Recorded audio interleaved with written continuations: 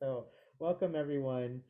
My name is Haruka Radabush. I'm the Senior Programs Manager at the Japanese Cultural and Community Center of Northern California, based in San Francisco's Japantown. And we're really excited to bring you today's Tadaima virtual pilgrimage program, small group discussion in the community. And today's topic of discussion will be Nikkei spaces on college campuses. Um, we wanted to showcase a discussion that would go into, I guess, a very interesting part of our community and community spaces on our college campuses and explore different ways in which the college campus organization is a space for people to not only connect and create community on their college campuses, but also provides them a space to really explore their own cultural identities as well. And so we have a bunch of panelists here with us today to share their experiences being part of college campus organizations from all different parts of the country. But before that, I'll explain a little bit of what Tadaima is. And so for those of you unfamiliar, Tadaima is a virtual community pilgrimage that was started last year in response to many of the in-person pilgrimages to the various World War II incarceration campsites where the Japanese American community was incarcerated during World War II.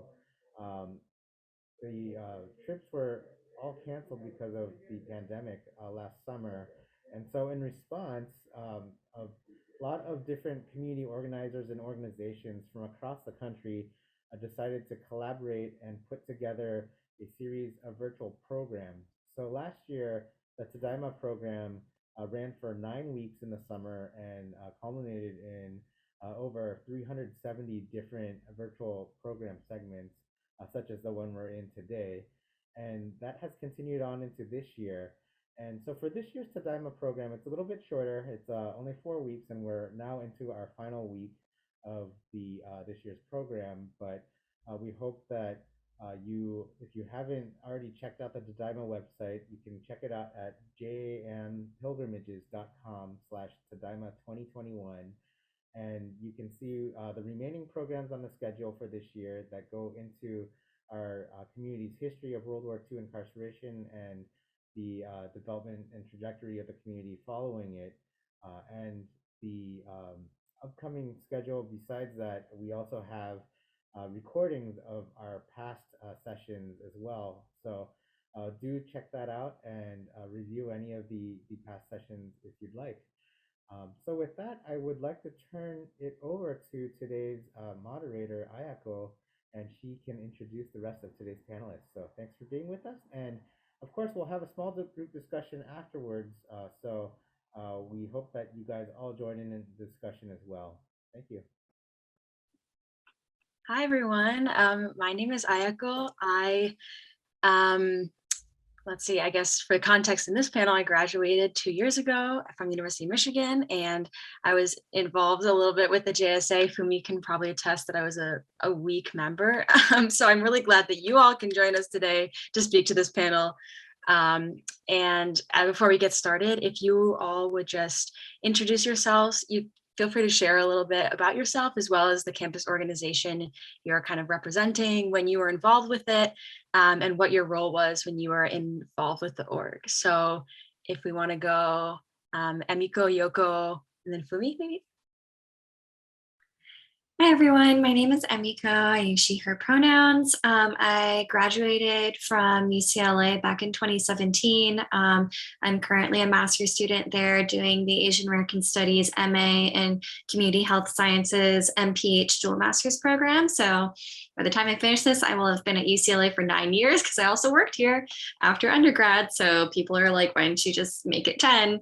That sounds scary for some reason. But anyway, it's really given me the opportunity to stay involved in the Japanese American community. And that all started in undergrad for me. I was involved with the UCLA Nikkei Student Union. I served as the external vice president, the cultural night producer, as well as the president. And then I was also the second president of the Intercollegiate Nikkei Council of Southern California, which in my time, I think it was a collective of 10 schools, NSUs in Southern California. I think now they might have 12 or 13, so it has grown. But yeah, it was a really interesting time when they were just getting started with like this concept of having a president and a board. So it was really fun. And I'll still tell people like, oh yeah, I was queen of all of the Nikkei in Southern California, and it was a good time. But yeah, nice to meet you all.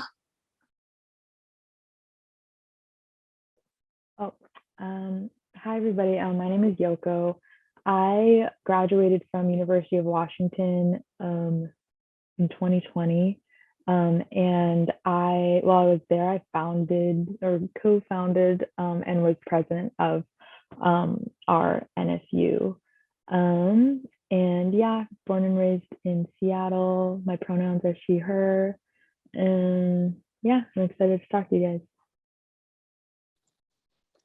Hey everyone, so I'm Fumi. I met Ayako back at the University of Michigan, but I graduated from the University of Michigan back in May, so I'm just a recent graduate.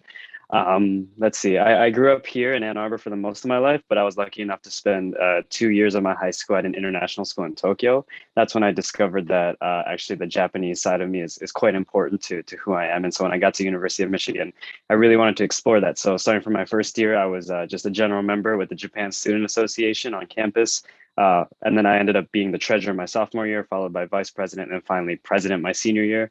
The interesting thing is that because of last year with COVID and everything, there was quite an interesting time to be a part of some sort of student organization there. But yeah, I'm looking forward to talking more with all of you.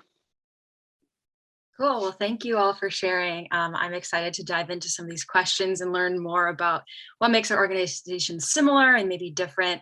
Also really cool that we are talking to some founders and like early members as well. I think that'll inform a lot of the discussion that we get to have later. So to further familiarize us with the organizations you all are representing, would you share a little bit about what are the goals and like the focus of your student organization? And we can start with whoever is ready, doesn't necessarily have to be in the same order.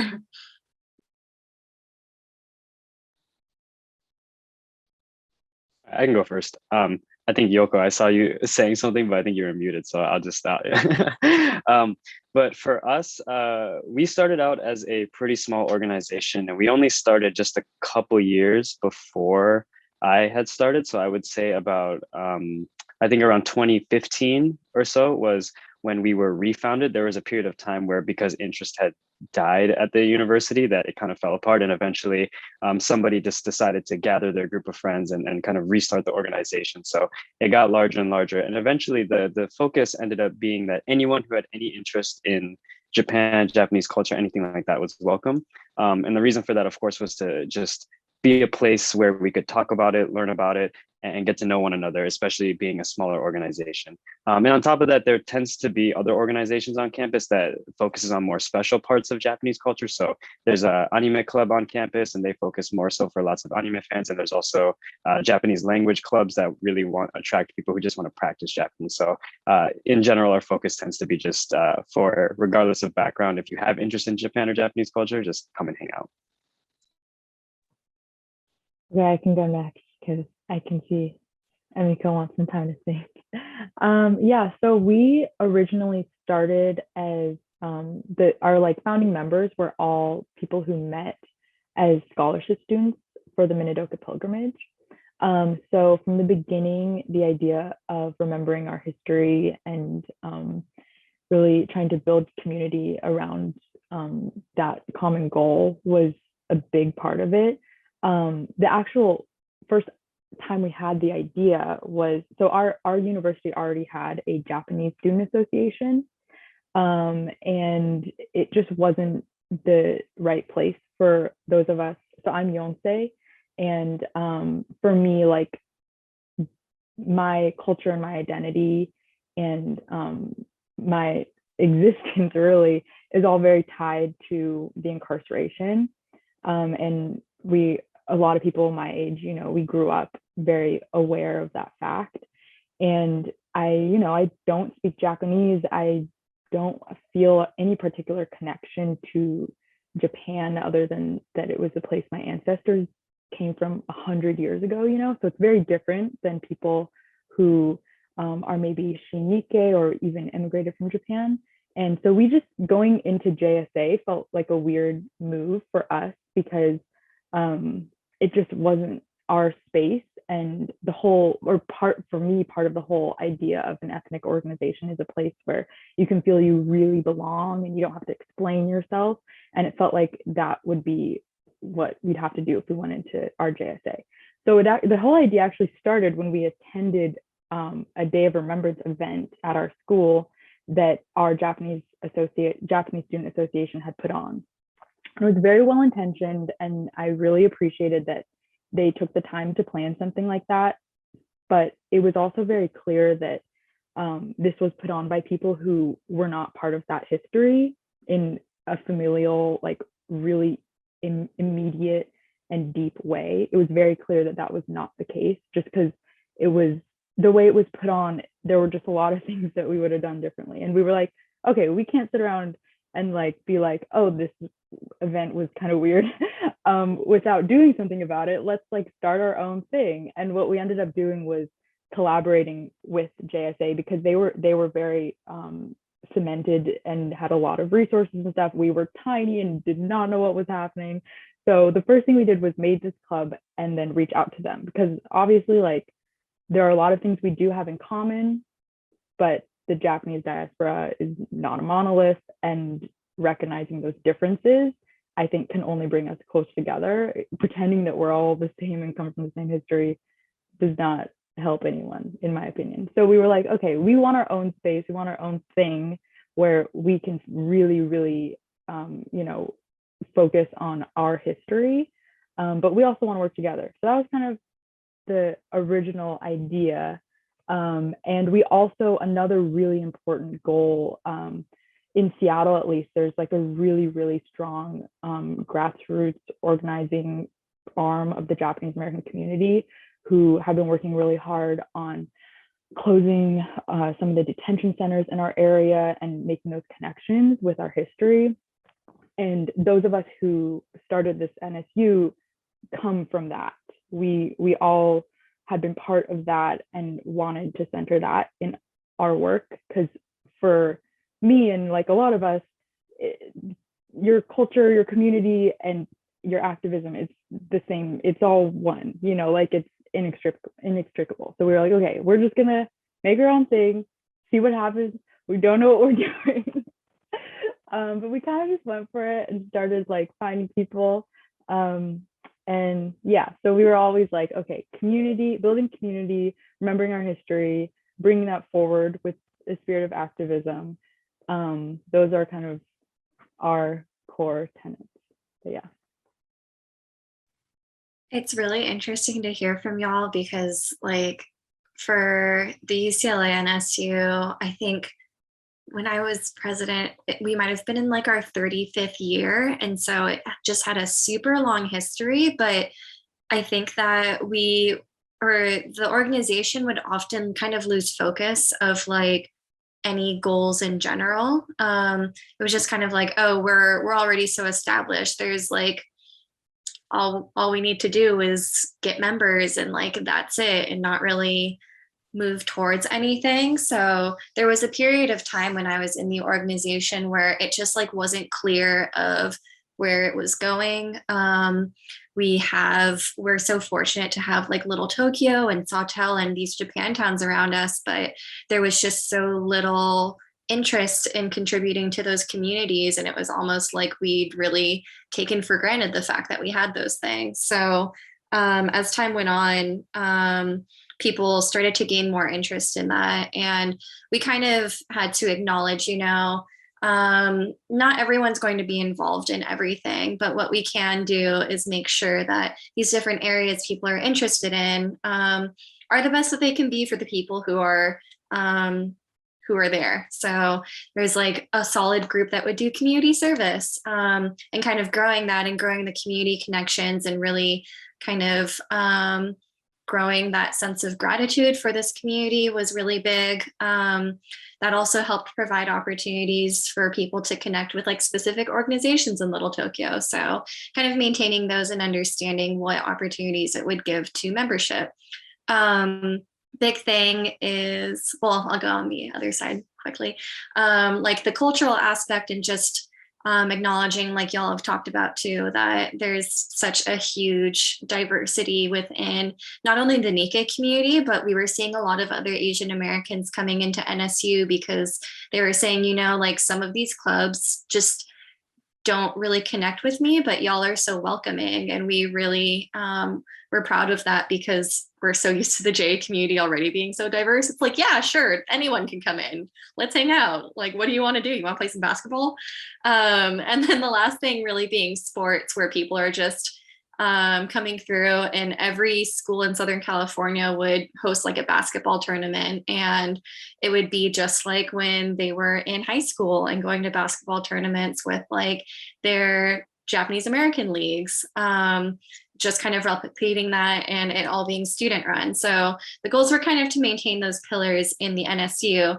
On the INC level, it also became this acknowledgement of like, there are so many very organized Japanese American organizations in Southern California. There's a lot more that we could do other than just gathering like once a year or like partying with each other, to be honest.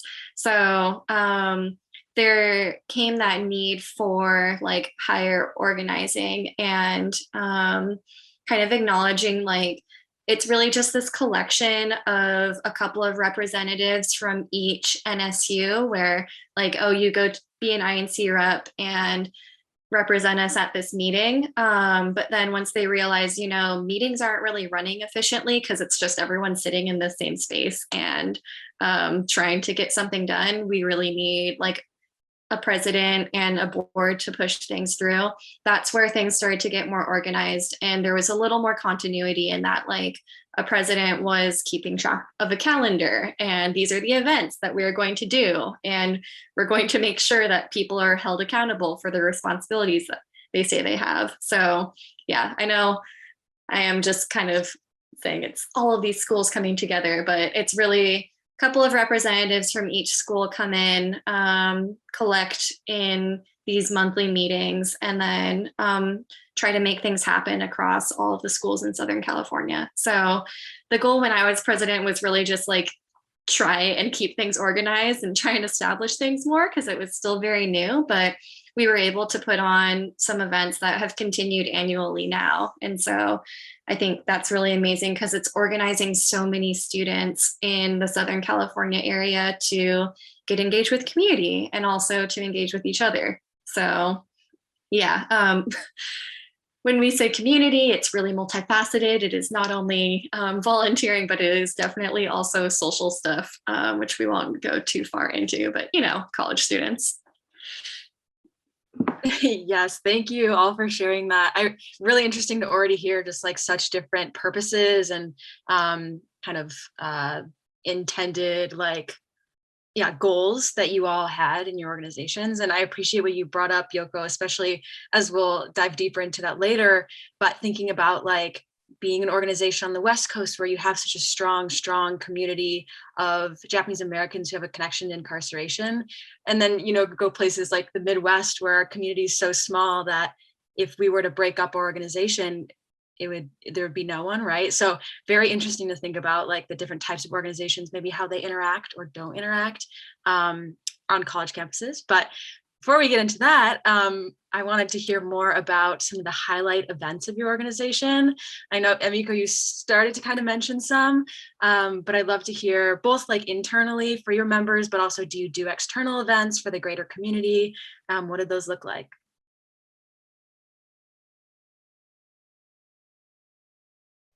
I can go if no one else is going. So I'll talk about one like external and one internal. So obviously our big external event is Day of Remembrance. Our first one, well, so obviously it was like the whole reason this club was started was that we went to a Day of Remembrance. It was not what we would have done in the way that the content or the way it was structured or the way things were talked about. And we were like, we have that like cultural competency, we have that family background to put on an amazing event, and we don't have the resources. So we went to JSA and we said, can you guys give us money and help us put this thing on, and some like organizational like support too. And they were super willing to work with us and super nice, and we created a really good relationship with them. We also wanted to be clear, like, we're not like some rival thing, like we all want the same things. It just makes sense that we're two different things, because they're very like Japanese culture, like, oh, matsuri and just stuff that's like wasn't necessarily what we're interested in. But they were super great, and we put on our very first one. We had performances, a panel discussion. I learned a lot and it was really crazy, but we had a great turnout and it was really exciting. And then my second year, this is my senior year, we just upped it to the max. We had like almost 200 people show up. We had a fold in for Student for Solidarity, and we had taiko and speakers. It was crazy and amazing, and also scary. Because again, don't know what we're doing. And for that one, we also got help from our Asian Student Commission at UW. So that's also a big part of like, we had the support with the JSA. We also had the support with this commission that was made to support Asian clubs on campus. And here they like totally came through and helped us out. And then that was like, we did it. We were like, okay, we made this club because we saw that we could do this thing and we saw an opportunity. And then, so after that, we're like, oh my God, like we actually did it. That's crazy. But then one other thing, we did a lot of like more internal stuff. And one thing that I think was probably the most meaningful for a lot of people was going to the Day of Remembrance protest that La Resistencia held at Northwest Detention Center last year. That's not how years work. Sorry, I erased the pandemic in my mind. My last year at UW, and that was really amazing. They asked us to come help out, and so we volunteered, and we ran the live stream for Densho, and just got to be there and take action, and it was really awesome. And it was a really great time also because we did have members who were not from Washington and who were just learning about all this stuff. And this was like the perfect gateway to be like, being someone who descended from the incarceration, activism becomes like a huge thing the more you dig into your history. And like, I just know a lot of people that were really, really excited and had their minds opened a lot with that experience. So yeah, those were two that stand out to me. Also fun stuff. It's not all dreary and serious. We also have some fun. It's important to find joy in these things. But yeah, those are the two that come to mind for me.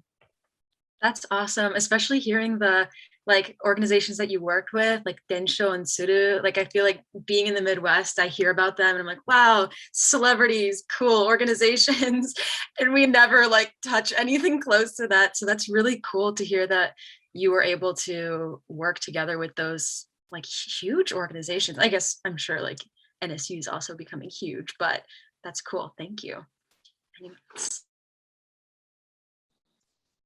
Yeah, I can go next. So for us, kind of similar to what you were talking about with your partner organization with the kind of the Japan Student Association you have over there, I would say that's their objectives and their goals seem to be pretty similar to, I think, what the organization I was a part of was trying to achieve. So a lot of our events, although we say we're a cultural organization, we just try to, again, try to make it inclusive and just a social space overall. And so sometimes that can be hard because thinking about inclusivity, if you make it too cultural, then you start to exclude individuals who are not as familiar, who don't know the language, et cetera. So some of the things that we try to do are just to kind of have more fun and do, picks a theme or a topic that a lot of people can, I guess, relate to. So one of them that we tend to do every year is something called that we host, and it's called Asia's Got Spice.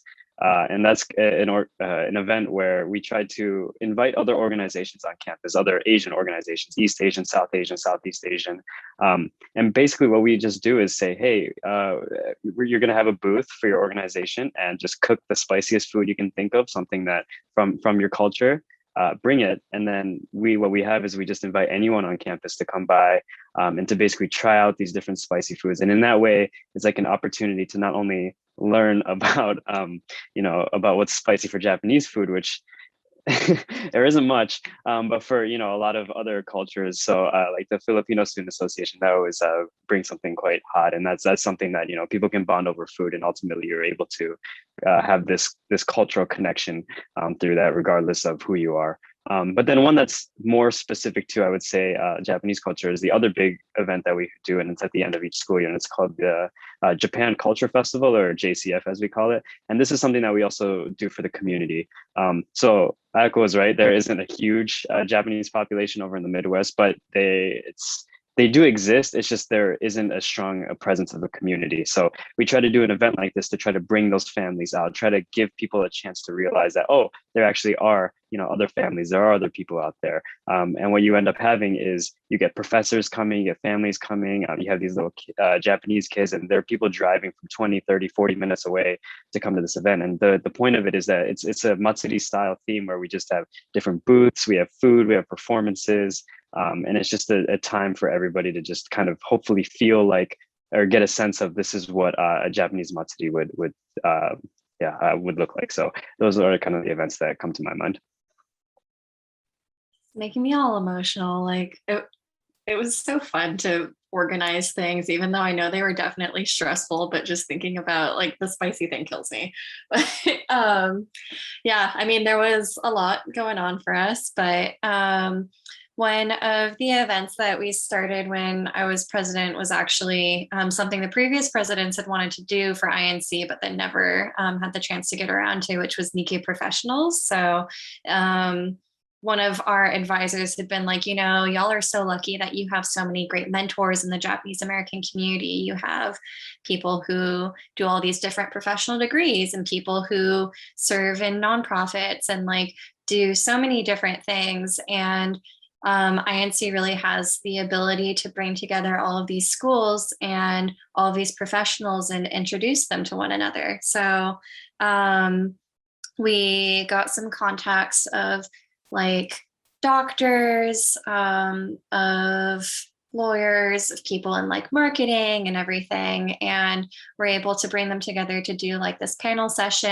And then we would go around and do small groups where people can choose what sort of profession they're interested in talking to, and then kind of hear about how unique their career journeys were because of their Japanese American identity, and see kind of like, I was able to get into this area because I had like a strong community behind me, or I had these connections, or something about my family inspired me to go into this. So that was always, it's really cool to see how it's grown. And the fact that they were able to put on a virtual program last year was really great. Like they're still organizing and doing this. So I think in terms of professional development and kind of engaging outside of the organization, that's something that I look back on fondly.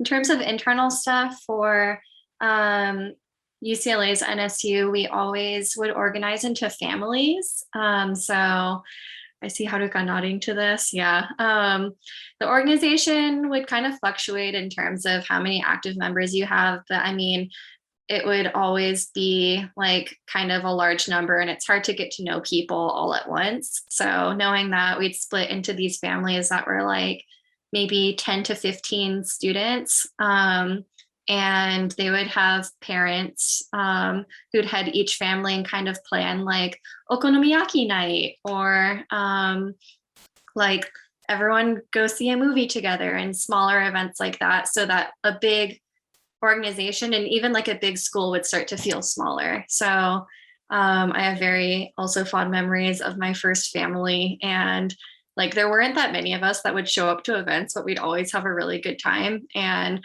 I think that sort of internal engagement was really important to like that sense of belonging that some people come to collegiate organizations looking for. So while it is really fun and really great to talk about all of that external engagement and like making partnerships, it's like those more intimate events on the inside of organizations too that I think are equally as important. Cool, thank you. This is making me, maybe I wouldn't completely say this, but want to go back to college, not for the studying, but for all the community and things like that. And this is kind of, I know this wasn't a question that was on there, but I'm curious, like as I hear you all share different events that you have had and maybe, yeah, getting ideas or whatever that may be, or finding kind of similarities in like the kazoku or the family internal things that you do. Are any of you aware of any type of like larger, like national level organization that brings together maybe JSAs or NSUs, or is that not in existence? I know that like JSA has a Midwest like consortium, and I'm sure there's like a California one or something, but that would be very cool to hear people share ideas across, but just a thought. All right, cool. So last question before we go into the discussion prompts. And I'm sure this will also help us think of some of the topics that we want to discuss, but what were some of the largest challenges your organization faced? And that could be specifically to the time you were there, or maybe something you were aware of in previous years, but.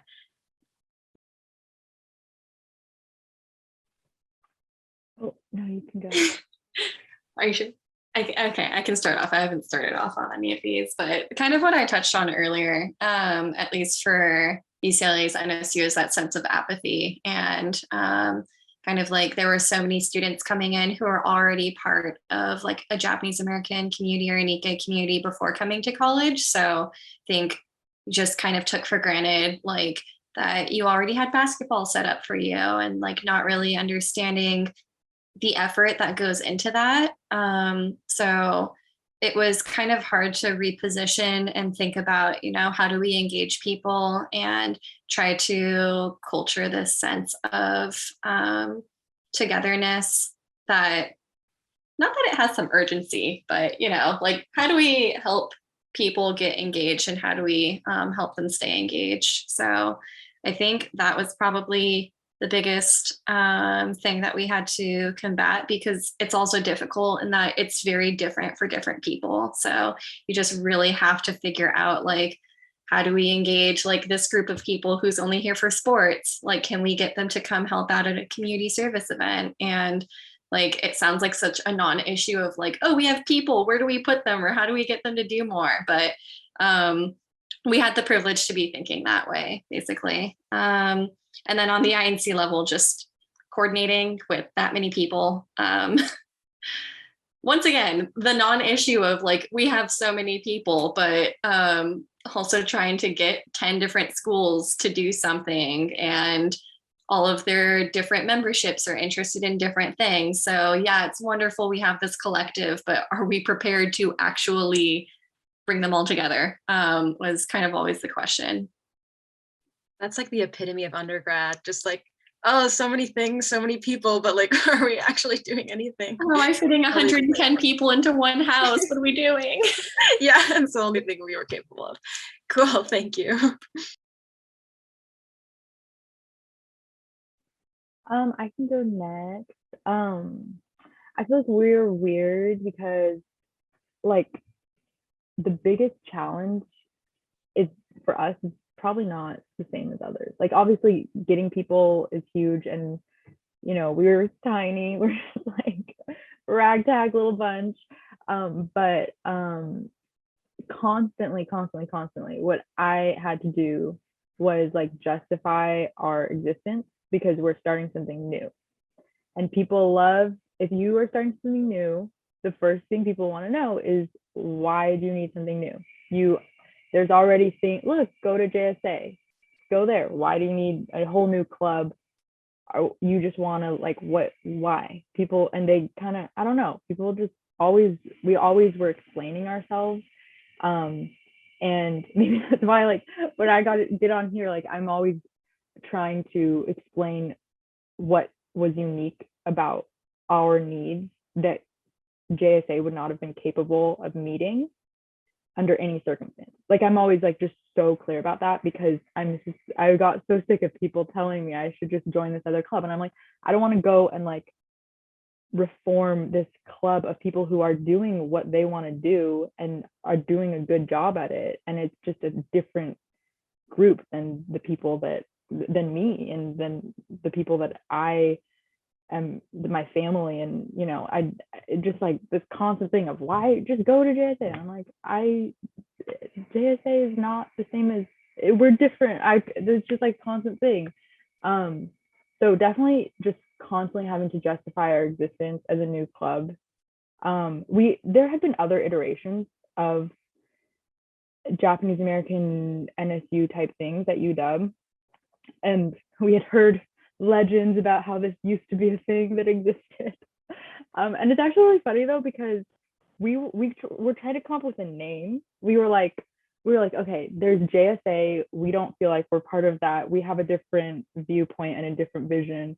What could we be called? We want to put Nikkei in there. We don't want to be called like Nikkei Student Association. That's NSA. Like, what? People get confused. So we were like coming up with a name, and then we thought we were geniuses when we were like, wait, what if we just called it Nikkei Student Union? Like, there's like a Black student union, like Nikkei Student Union.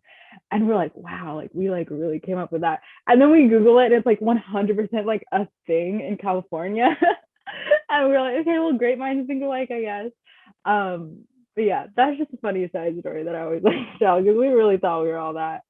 But yeah, it was so helpful though to see that this was a thing at other schools, because we were like, oh, like we're not that weird. Like, it's like in Seattle, there's a Japanese American community, but it's small, and people who are in it, and the people who are not don't know what you're talking about. They don't know what Nikkei is. They're just like, okay, what are you talking about? So yeah, trying to explain that not only to like the people who are just outside of any sort of Japanese American community, but to other Japanese people who are like, what? Like, it feels bad when you work hard at starting something and people tell you that they don't see why you needed to do that. So really had to hit that home a lot. And that was challenging, but also a big learning experience. And yeah, I think we all learned a lot. Sorry to interject, but you'll have to educate me, my like Midwest self. Does that exist outside of like California and Yoko and family creating one in Washington? I'm sure maybe there's like some here and there, but is there like a large presence anywhere else to your knowledge? Like, probably not. I don't know. Maybe Hawaii. I don't know. I obviously don't know anything, because I thought I came up with it. I mean, I literally heard the term or the word NSU like 2 weeks ago, so I'm behind all of y'all. There's NorCal, which we separate out from Southern California, because we're like, if you're like 6 hours away, then yeah you're separate. You might as well be a different state. But yeah, there's one at Berkeley and one at Davis, I think, but there isn't like as much of a connection between the NorCal and SoCal, because once again, we are not driving or paying for flights to see each other. So yeah, there's that, but I haven't heard of any at other campuses. I think there's like a lot of Asian Pacific Coalition type organizations at different schools, but yeah, I don't know about other NSUs. Cool, thank you. Fumi, I'll let you go, but also there was no NSU at Michigan, right? Or ever? I don't think so. Not that I'm aware of. Interesting. But I like the story of coming up with the name of NSU. I totally understand that.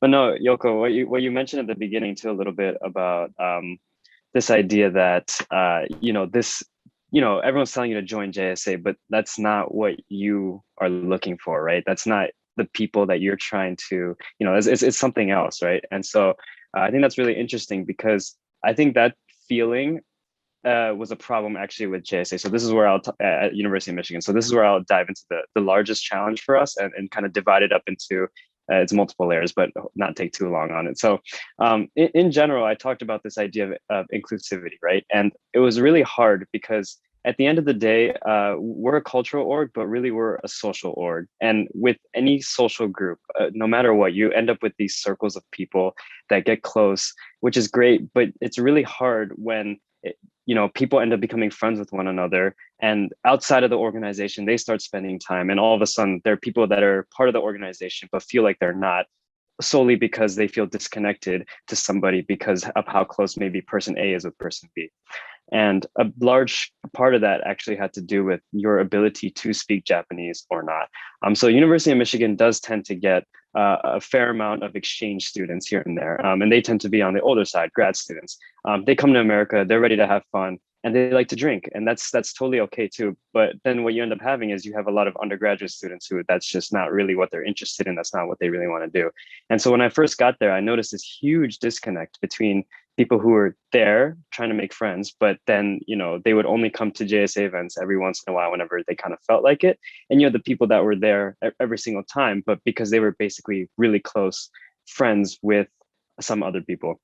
And so then along those lines, then a big problem ended up being the board members versus the general members.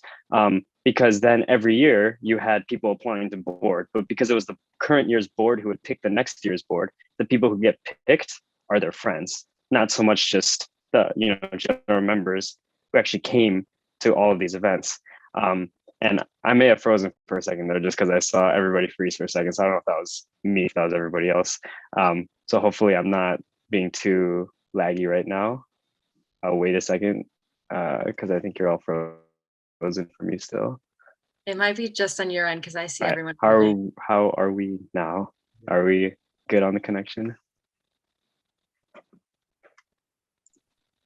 You're good. You're good, Fumi. I can hear and see you. Maybe you can hear and see us.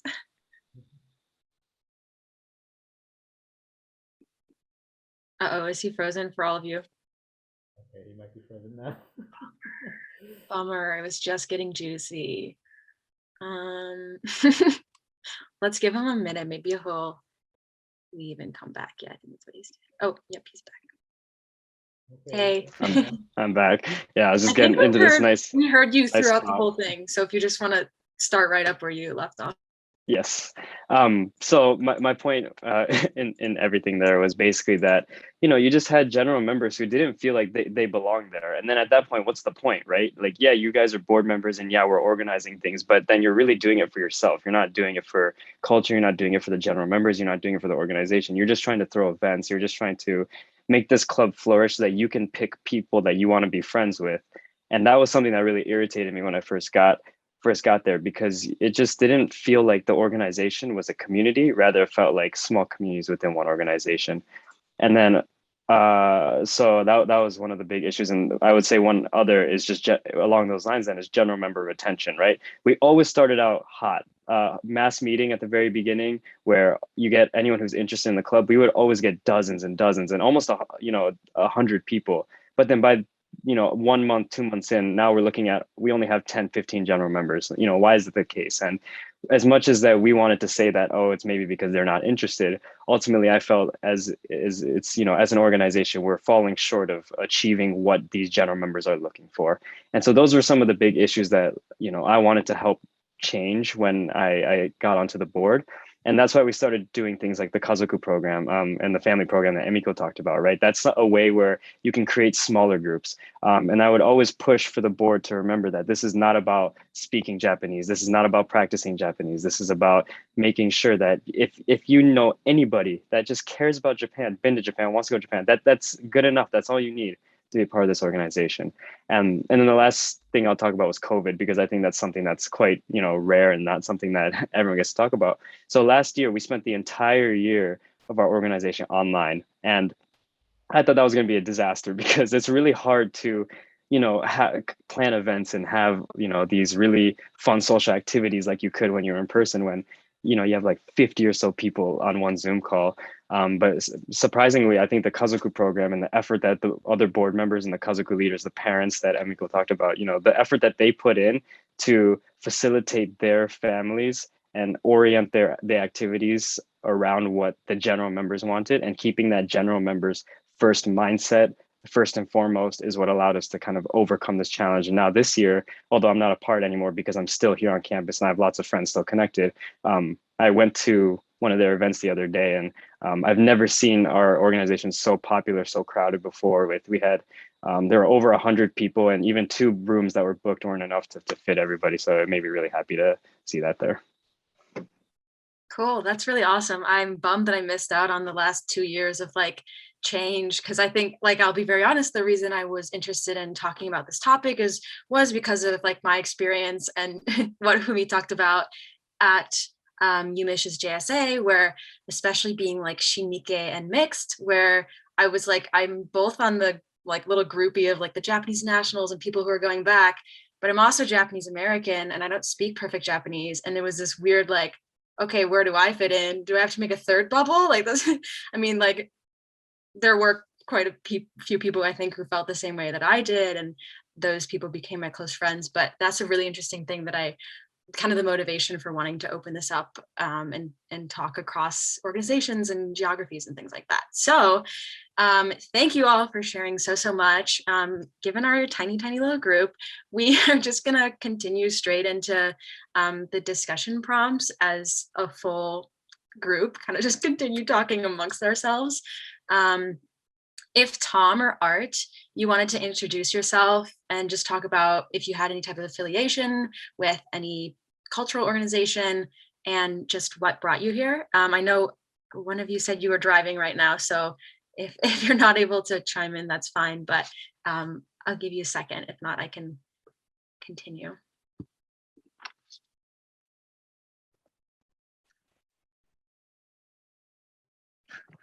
Go ahead, Tom. It's been a long time since I've been on campus, as you can probably see from my blank screen. Stanford has an extensive Asian student program. They have a group that's organized under the Vice Provost. It's a university-wide program. I'm not familiar with that since I left well before it was established in the 1970s. I'm here very interested in the experiences of each of you individually and your perspective on student organizations and the distinction between cultural activities and activities that keep you interested in your everyday life. At the university, when I was there were probably no more than 20, 25 Asian students in my class, out of a class of about 2,000. So it's quite different. My father was in a class of 24. Between the early 1900s and World War II, Japanese graduate students funded the building of a house to accommodate Japanese graduate students from Japan. After my freshman year in the dorm, I joined the house and took over the management of the house for 3 years, along with 2 other Nikkei undergraduates.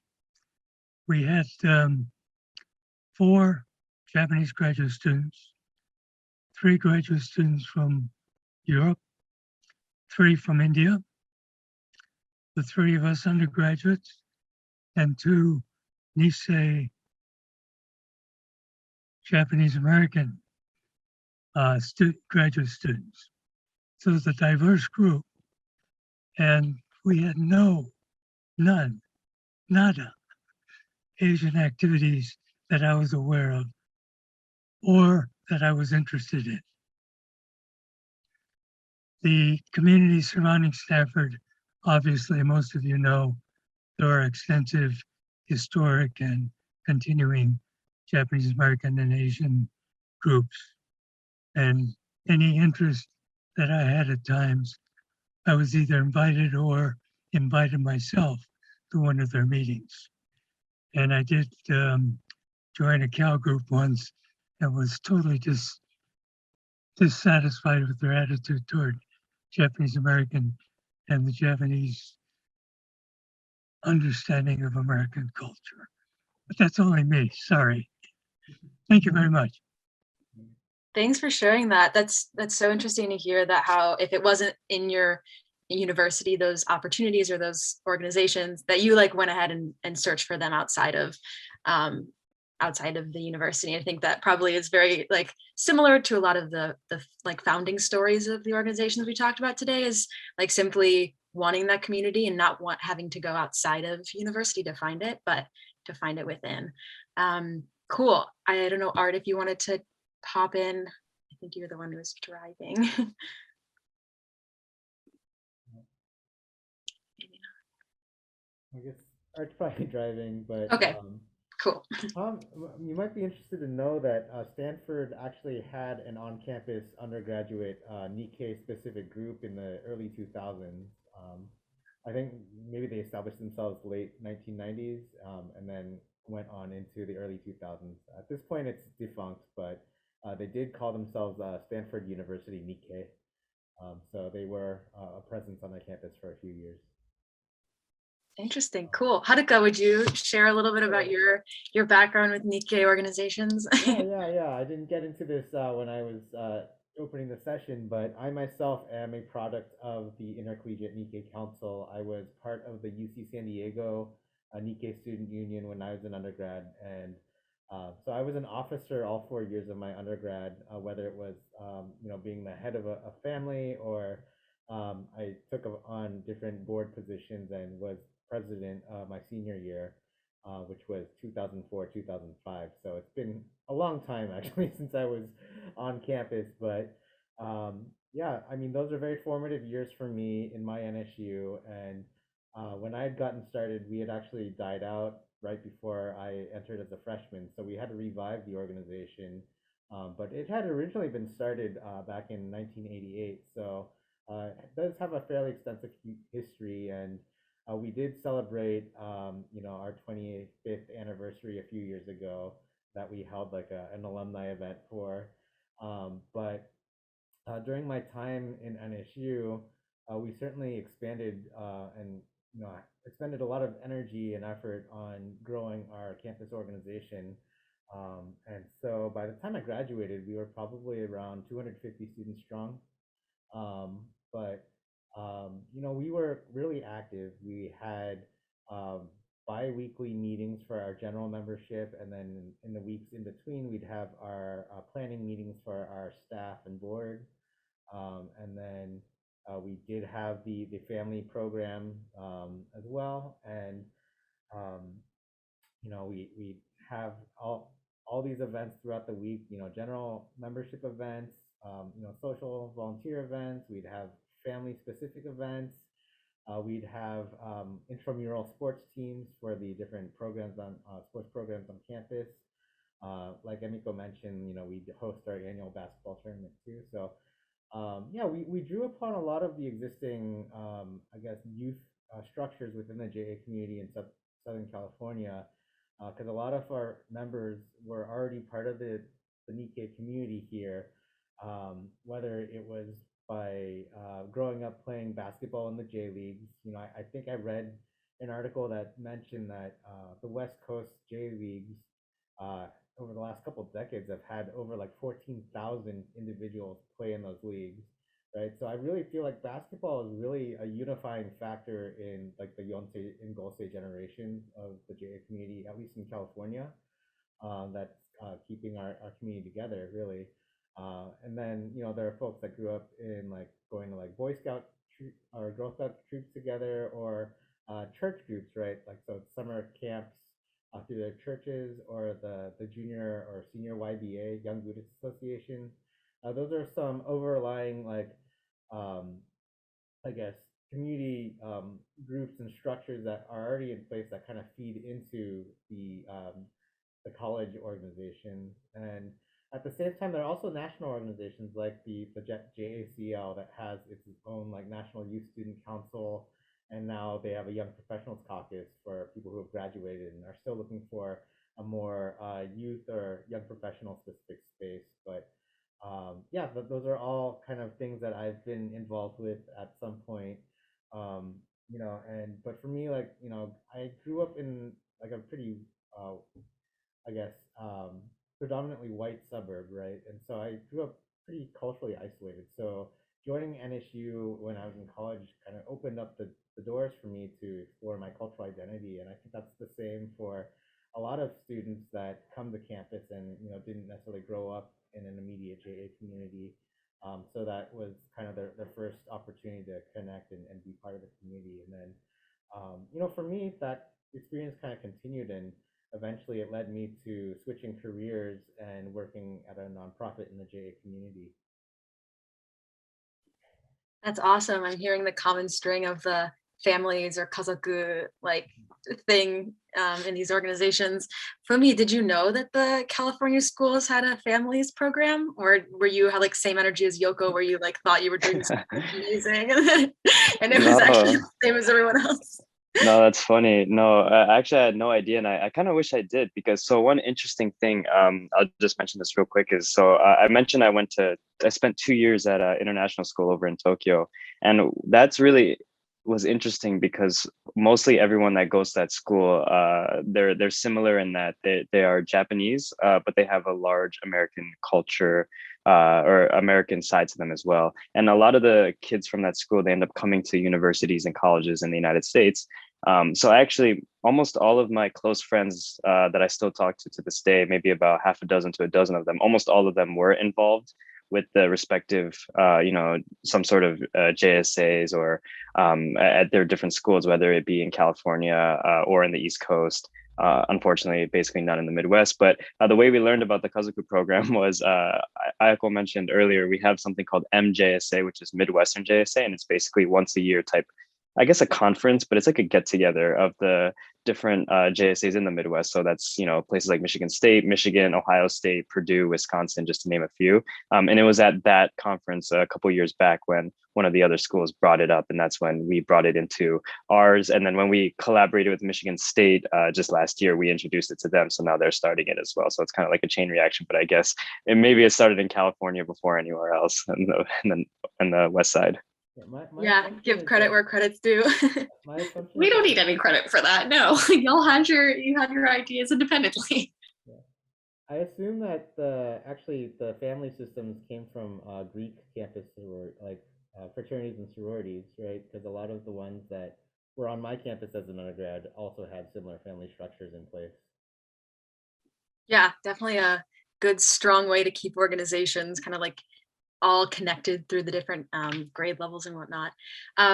Cool. So real quick, I just want to shift back to a few of these discussion prompts before I guess we still have some time, but I know earlier we discussed a little bit of like just who like the audiences for our organizations, or who the intended audience is. And we talked about how that's different with being in the West Coast, where there's a much larger community, and that community is kind of broken down into some like different experiences based on maybe family or incarceration, and then the Midwest being like we're trying to find people, period. But Yoko, I know you kind of told us who is in your organization, but if you all would share a little bit more of like who is in your organization, whether that be generationally, how familiar they are with Japanese, do you have a lot of Japanese language speakers, people who are international students, what does that look like? Or even like Asian Americans, greater Asian American community. I know we saw that in Michigan. I don't know if you see that elsewhere. So we were always really small. So I can literally just like, I don't even have to be like, oh, we're mostly like, I know it. I can think of every single person. So I know the breakdown. So we were all like Yonsei or Gosei. We never like said like you can't join if you're not this, but I think the premise of our organization was that like we deserve our space, and we wanted, you know, a part of the reason with our JSA, like when I just looking at that room, I was like, this is not where I belong. It's like about half, I would say, like Nikkei or Japanese nationals, and then like a lot of like white people who are just like into anime. And that's cool, that's great that they're getting their community there and that they have that interest that they can fulfill in that space. But for me, a lot of what belonging and being comfortable means is not having to explain yourself.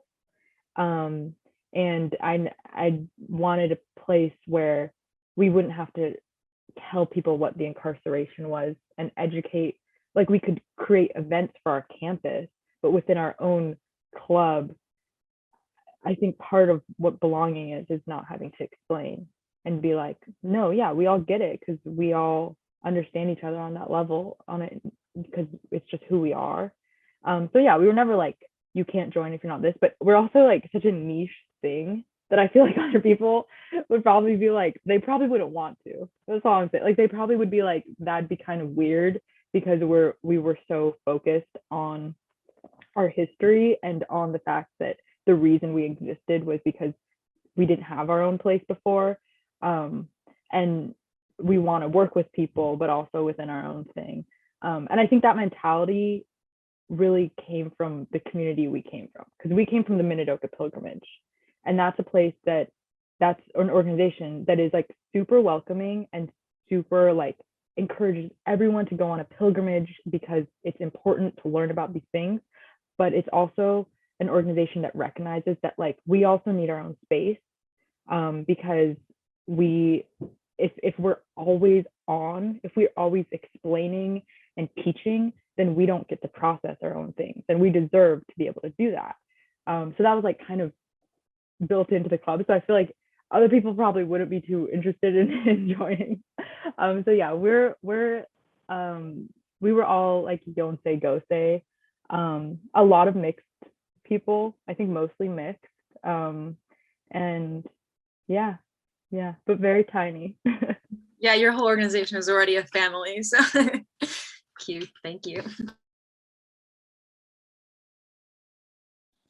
Yeah, I would say in our organization, we had a lot of individuals. So what's interesting is that you have a fair amount of second generation in the area because of the automotive industry that exists in the Detroit area. So lots of manufacturing jobs ended up sending Japanese families over to America, and then they would end up staying, realizing that there's a lot of potential in the education system that exists. So in the suburbs of Detroit, especially, you end up with lots of Japanese individuals, and in the Ann Arbor area as well, where I am. It's just that we end up spending our whole lives growing up in America. So you end up with a lot of second generation Japanese Americans, or yes, you also get a lot of mixed people coming from all over the place. And so in general, there was kind of a shift because we grew bigger. Now we start to see a lot more diversity in the terms of kind of their affiliation with Japan and generationally, and also how familiar they are culturally.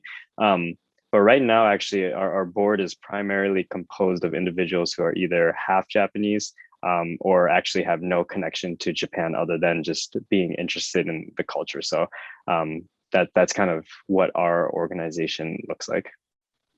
Yeah, now since we're in the discussion part, I feel like I can talk. But one thing I wanted to share about like being from Michigan. So I'm from the city that Fumi's referencing, where like I'm a product of just automotive everything. And what's interesting is like, at least what I saw at JSA is when we would go to try to partner with like larger organizations or already existing programs, it was things like the Novi Japan Festival, or what was it called? Novi Japan, that thing, which is like, it's aimed at a lot of people who are not even consider themselves Japanese Americans, just people who are coming here for 5 years or so for the automotive industry and then going back, and have these young children who want to stay in touch with things. So it's like interesting when you all mentioned that you maybe work with Densho or Tsuru, the type of organizations we all worked with was like the kind of targeted at the community that was in our area, which is all like, yeah, some not even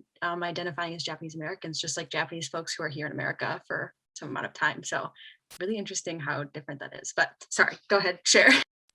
No, don't apologize. Oh my gosh. I think when I entered NSU, there was like some tension between the Shin-Nisei and Yonsei-Gosei populations within the club, because they're like, oh, we feel, or a lot of the Yonsei Gosei were feeling excluded because they didn't understand Japanese. So if it was like a majority Shin Nisei group that was hanging out and then they started speaking Japanese, there was like that isolation. And it was like a really big deal my first year, but I was just a first year. So I was just kind of like, oh, wow, I'm so excited to be in college. And I did not realize that that was happening until like later on, when board members started talking to me after we got to know each other, and we're just like, yeah, this is a huge issue. And I was like, I had no idea.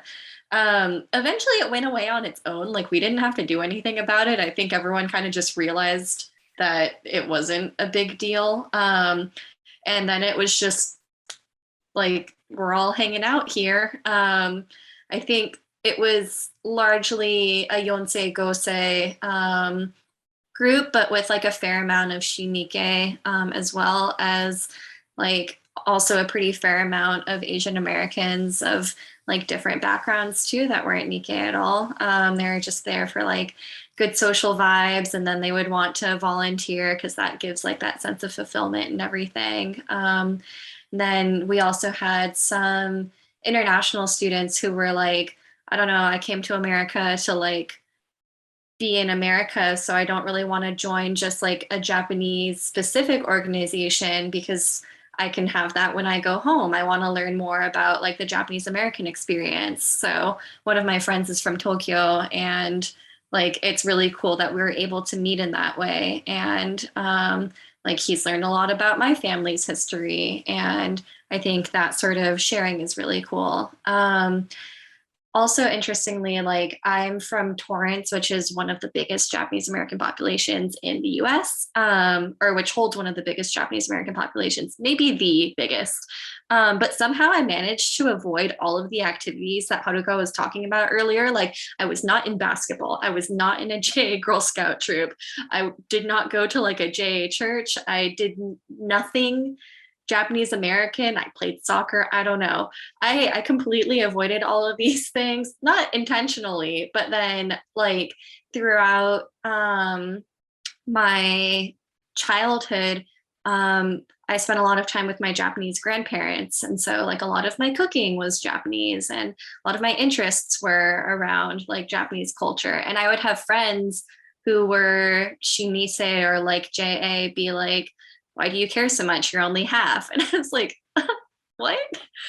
And didn't super know how to process that. But then coming into an NSU, or coming into UCLA's NSU, like that didn't matter anymore. It wasn't just being only half. It was that like, yeah, you're Nikkei, you're Japanese American. So I thought that that was also super interesting, where it was like, I already had this identity, but I didn't have the terminology for it. So also entering into that space where there's all these different types of people, and that's kind of helping me process and understand who I was a really formative experience. Like, you normally think of your childhood experience as being very formative, but like my undergrad experience was very formative and helped me understand who I am because I was exposed to all of these different groups within it. So yeah, like everyone there has some ties to Japanese American culture, but I don't think in any way it was exclusive in any sense by the end of my undergrad career, which was really nice.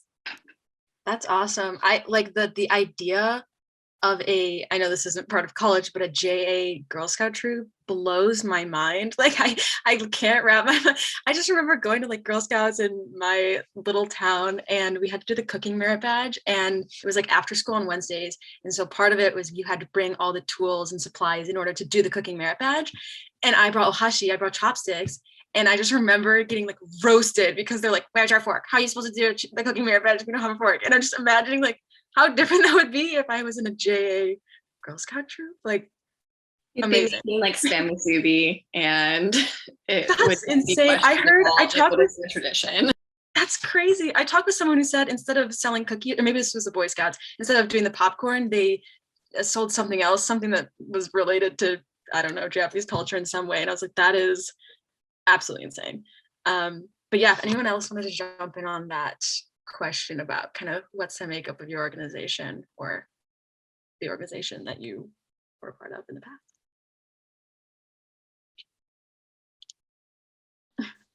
We definitely would attract a lot of people that wanted to practice speaking Japanese. So I guess this is a common trend, I think, Emiko, because you touched on it too, right? You have the kind of the Shin Nikkei that would kind of speak Japanese versus, and then you have that language barrier too. And I think that would occur with us as well, because in the beginning we were also so desperate to have more members that if people wanted to practice Japanese, then we would say, okay, then that's what we're going to do, because we were just trying to get people. And one way we would try to advertise too is through the Japanese professors.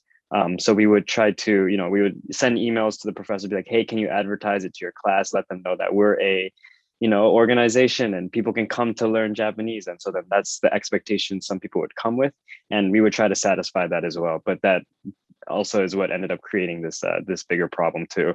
So eventually we kind of shifted away from that. And then like I mentioned too, that's when also another organization was founded to focus solely on that. And we decided, let's partner up, let's team up. Maybe once a semester we'll collaborate together, but let's try to make some sort of distinctive difference so that we don't have to encounter this problem anymore.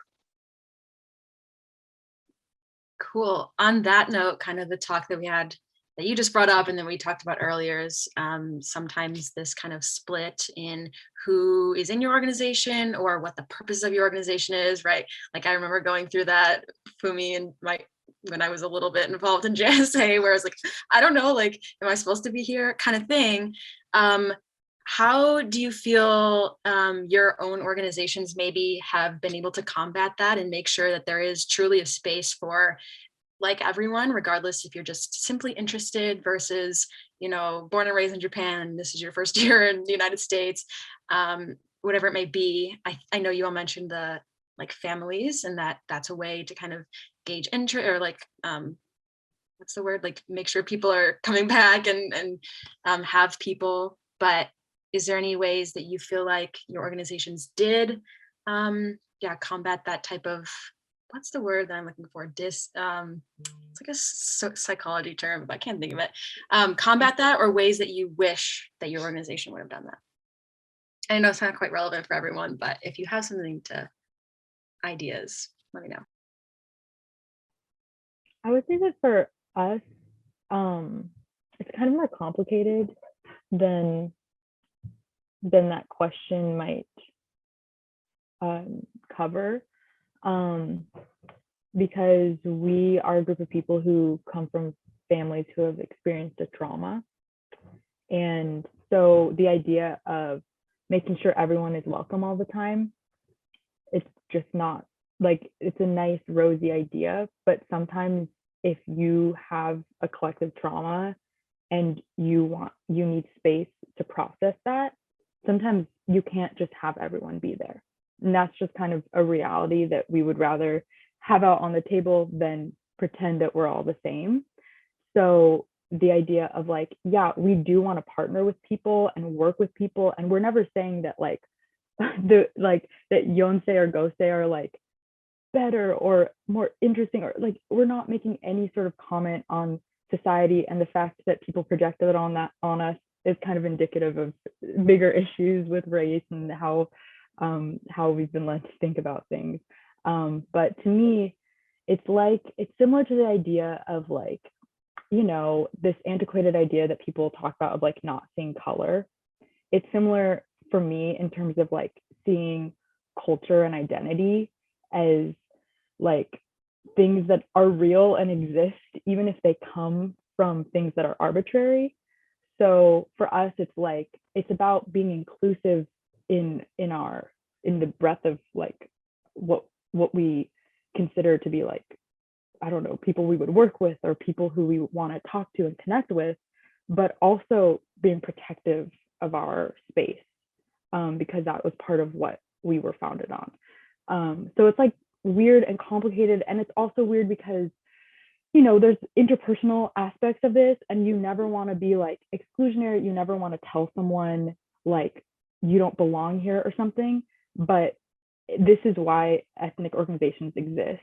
You know, like this is why there isn't a white organization, but there are ethnic organizations. It's because your experience, it's because you deserve a place of your own, and your experience isn't one that is like accepted in the broader world. So you need to find a way to cultivate it individually. That's why these places exist. So we never pretended to be like, yeah, like everyone come to this. It's like, no, there are some places where like you just want to be around people who understand what your family has gone through on a very personal level. And then there are other times where you want to share. But like, I don't want to be a teacher my whole life just because my family went through this thing, you know? Sometimes you need to process. So it's like weird, and it's a weird line to walk, but we tried to just like not shy away from it, because in Seattle, at least, I know that a lot of people call it like tension or whatever, but I'm just like, no, like we have different experiences. We can acknowledge we have different experiences, and that's okay. We can still be in community together and recognize that we're different, and that's part of the whole thing. So yeah, I guess that the question, like, it's weird for my organization. It's maybe different than for others. But yeah, it's really complicated. But I don't know. I would hope that we can recognize our differences and still, you know, be collaborative and stuff. But yeah, I don't know. Thank you. I appreciate that perspective. And like, I think that even just the fact that you were saying that you have a relationship with the JSA or the greater like umbrella organizations for Asian Americans is like, that's a resource in itself. That's a way that you're being inclusive, right? Of being like, hey, there's someone over here who has a really similar experience to you. If this is for this, you know, being able to have those different student organizations. And I think that like also just shows my like bias in coming from a place where I was like, oh, everyone's under one umbrella and we all are just in one organization. So this is like very interesting for me to even just hear like how you all are able to, you have enough interest and that shared history to be able to create a specific organization for that such a specific like purpose is really awesome. So yeah, thank you so much for sharing. I see that Art has joined us from, he's no longer behind the wheel. Art, would you care to share any of your own experiences relating to the discussion so far? Yeah, so I'm in a unique position because I have two daughters who are high school seniors right now, and they're contemplating going to college and what college they choose. And so that's why I felt like this conversation is really interesting, because, you know, one of the colleges that considers UW, UCLA is another one. You know, Berkeley was mentioned as well. But also, you know, East Coast colleges where there, you know, may not be an organization like NSA or NSU, all these different ones that I've mentioned. And so it's very, you know, it's very thought provoking, because, you know, they're looking for that kind of a support system on campus.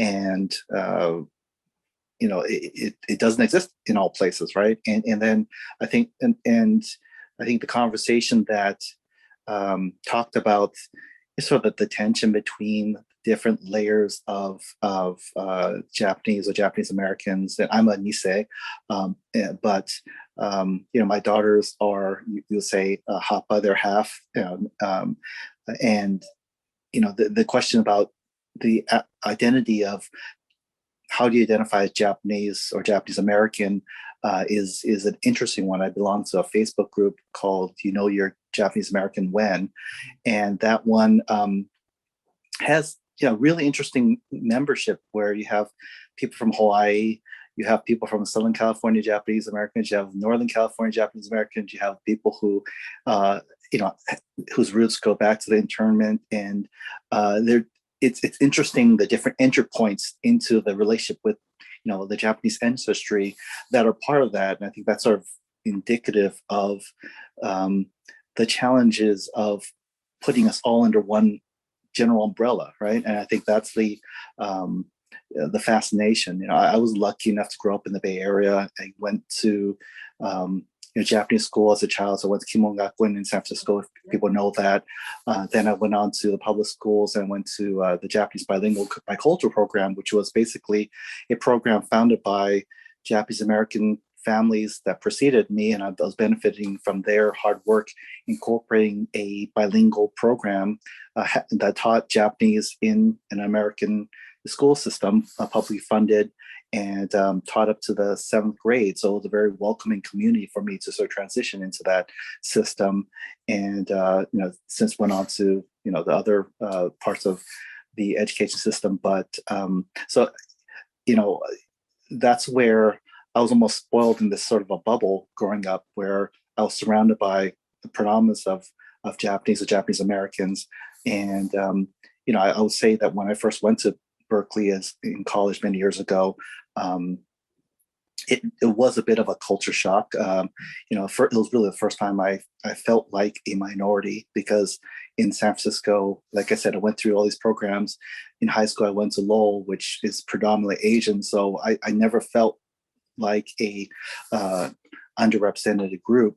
But when I went to Berkeley, there was just an aha moment one day when I was walking down the street, and I sort of looked around and said, "Oh, I'm not everyone look like me. I am a minority." And it was interesting. I was reflecting upon this the other day, just because I think back to I sat in on the class, an Asian American studies class there, taught by Ron Takaki, who I understand started. I want to say I was listening to an interview with him online the other day. I think he started the first African American Studies program in UCLA back in the day. But it was just interesting to see, because when I went to Berkeley, that was a time when the Asian Americans were really protesting on campus for proper representation, proper acceptance into for consideration as part of the acceptance program. And so that's why when you hear the stories of people suing Harvard or Yale for consideration for Asian Americans and things like that, it's interesting the journey that's gone on. And I know this conversation's sort of rambled on different topics, but it's a very complicated topic, and that's why I was just fascinated to hear other people's opinions, other people's journeys, and relationships with, like I said, their Japanese American past, and that's why I joined. Cool. Well, sorry. How did I just?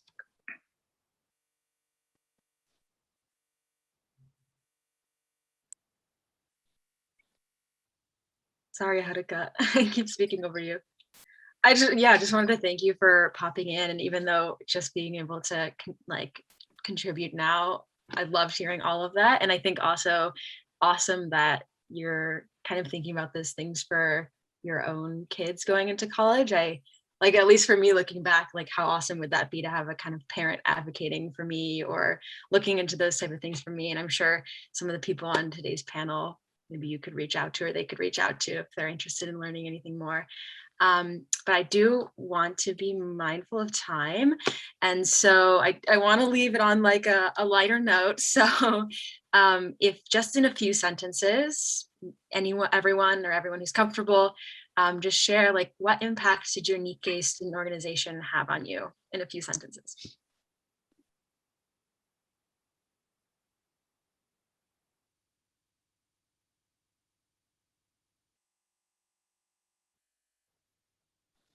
I can go first. So I think I'll try to keep a couple sentences, I promise. I think Yoko and Art, the two of you talked a lot about the idea of the past and the history of what brought us here. And in that way that it's like a bubble, it's like a community. And in that same way, for the Midwest and the people in the organization I was a part of, it's similar, but in a very different way. Similar in the sense that a lot of us do not know the past and about our families. We don't know much about the struggles and what it was like for our ancestors to come over to this country 50, 75, 100, even more than that years ago, the discrimination they faced and all of the trouble that they went through.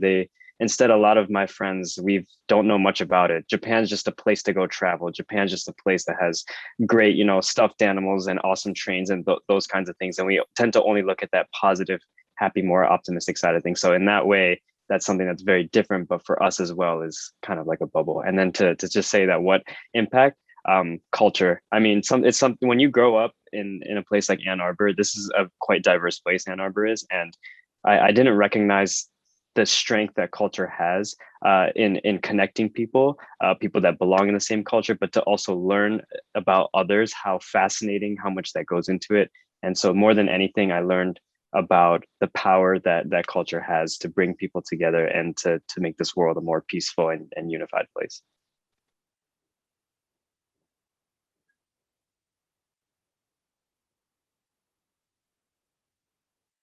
Okay, I can go. Okay, yeah, I think that I learned a lot about like leadership, and I think that when you have to explain yourself a lot, you can fine tune your outlook, and that whole experience really I learned a lot. So I came out, I think, more like confident, and also I don't know, I had thought a lot more about the things that I think are important to think about through that process. And I think that I grew up very immersed in the Japanese American community, but this was the first thing that was me and people my age were leading it. And so it was whoa, we can do this. I don't know, seeing what you can do. And then lastly, I think just being able to work collaboratively, we worked with JSA, we worked with La Resistencia, which is the grassroots organization who's fighting against immigrant detention in our state. We worked with Densho and Sudo. It was just, we can all lift each other up. And we were so tiny and needed that so much. And people were really there for us. And so then it makes me think okay, anytime I'm in a position where there's some ragtag little organization trying to get it together, you just gotta help everyone out, and we can all do better. Yeah. I think for me, being in these sorts of organizations and serving in them was just very empowering on multiple levels. Empowering in that they were some of the first places where people were telling me that they believed in my ability to be a leader. When I was a first year and someone said we don't normally want second years on our board, but we want you on our board, that was crazy to me, because no one had ever told me that they believed in me as a leader. And similarly to what I was talking about before, being mixed, that had been diminished as an identity for me in my very Japanese American community that I grew up in. But in these spaces, it was something that was just another part of identity that people just wanted to get to know about you. And so it was empowering in that way. And I think also my grandparents from my Japanese side also grew up in Los Angeles. And so learning more about the community that they grew up in, and more of the context to all of the stories that I grew up with, about being Jay in Los Angeles, about going to these dances, about what it was like when the incarceration happened and they had to gather in Little Tokyo to get onto all the buses and everything, kind of understanding more about that community and seeing how that community still exists today and has adapted and has changed, but it's still rooted in my own family's history was really empowering too, because it's a lot of these things that I thought were just being passed on through my family were also being passed on this broader scale and had this huge meaning as just this giant value system that's shared throughout all of Southern California for all these Japanese Americans was really empowering too, because it's like, yeah, my grandparents matter to me. I don't like really understand why. I don't know why I want to carry on this history. And then after learning the way that that history has uplifted a community and like provided a community with space and platforms and opportunities and everything, it's like, okay, now like I can put words to why this matters to me and why I feel so much like motivation to keep this legacy alive. So yeah, just the main takeaway is that like it's been empowering for me in so many different ways, and that's something I'm really grateful for. You know, I always say I definitely could have done better GPA wise in college, but do I regret it? No. Like I took so much away from it. Still got into grad school, so yeah, whatever.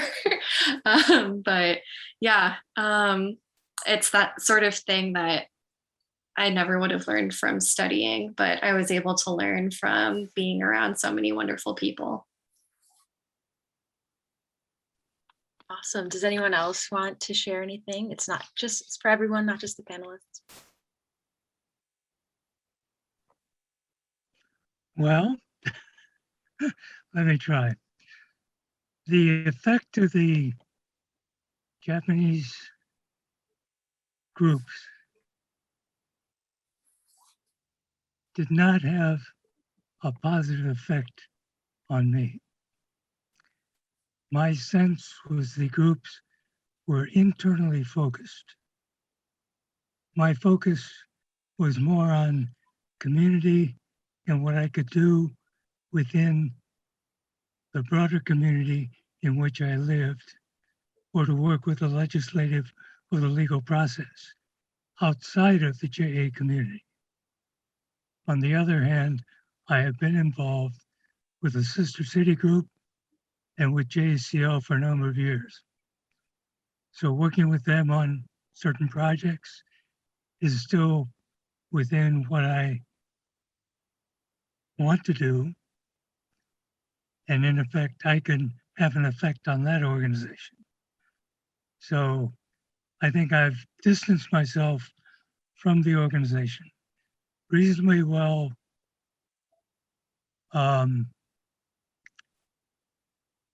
Sorry, let me start over again. I have a reasonably good foundation in the Japanese culture and language. So I feel very comfortable with that.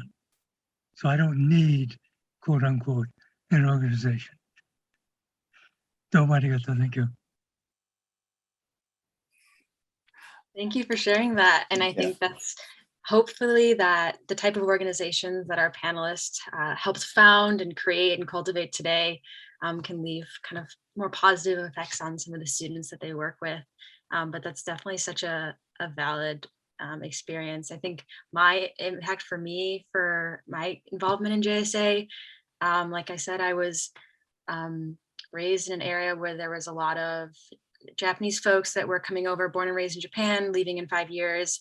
And so I didn't tell people I was Japanese. I mean, like they guessed, but I wouldn't tell people I was Japanese because I hated having to justify like why I counted as Japanese, even though I am not going to go live there. I mean, maybe well, I wasn't born there. I don't speak perfect Japanese, all of that. But joining JSA, even though I was a weak member, I did meet a lot of people who are like exactly like me, like mixed folks, a lot of Shin Nikkei who just had this kind of like struggle between, am I really Japanese, but am I Japanese American? Like I also don't share that history, but I'm not like full Japanese, whatever that means. And so I think my JSA kind of, my experience introduced me to a lot of folks that were just like me and kind of validated, like, I'm okay with calling myself Japanese American now, but yeah.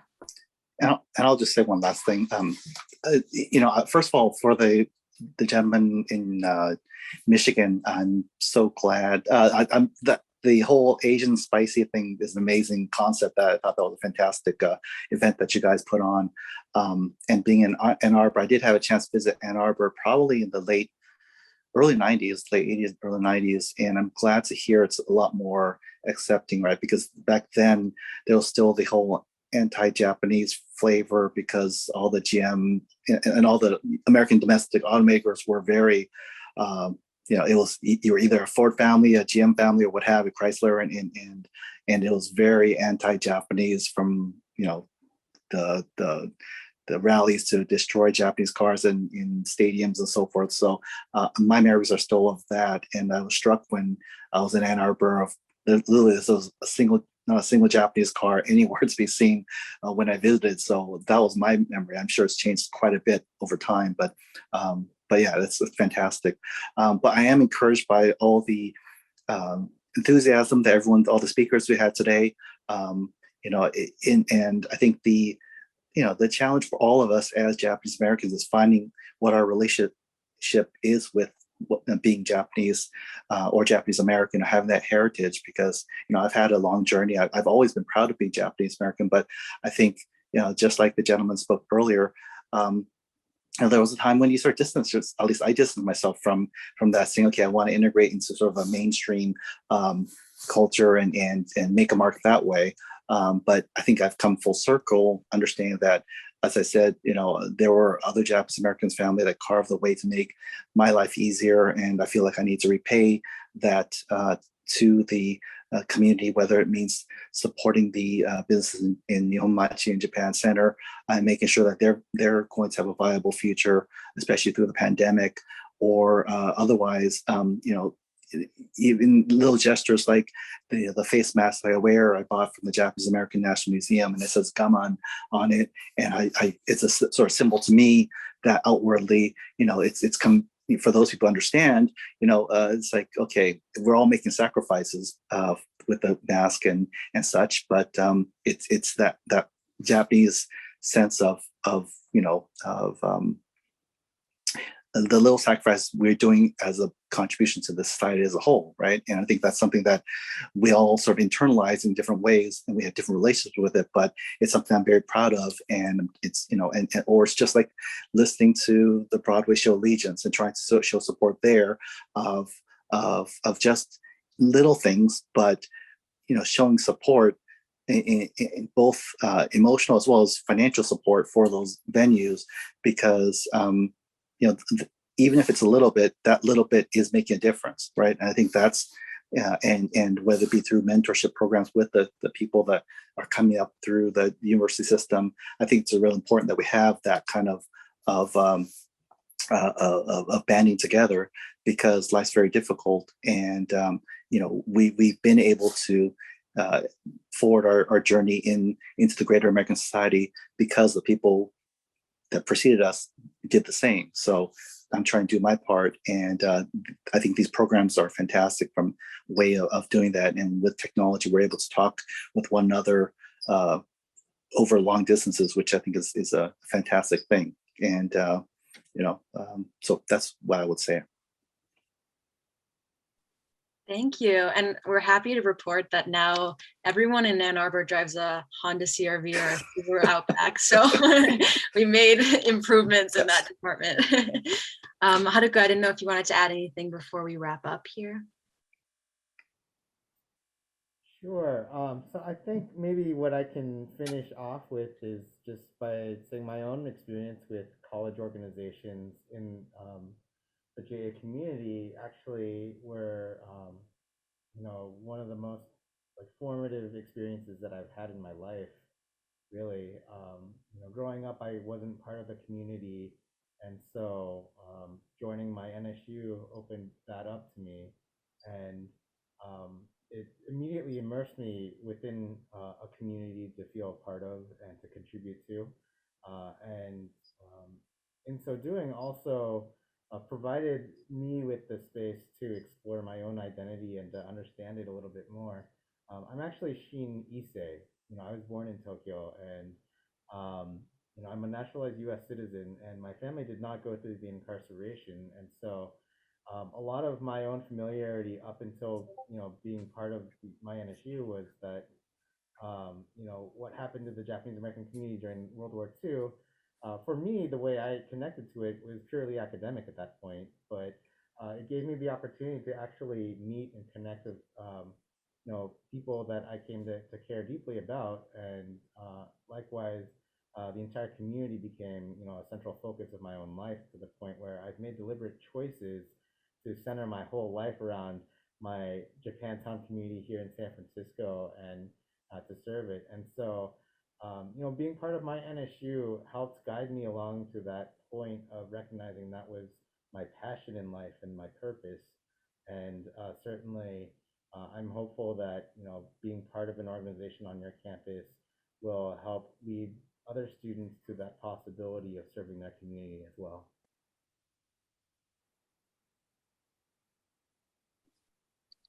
For sure. Well, thank you all for sharing I noticed Tito just jumped on, so he's going to have the assignment of rewatching the entire thing.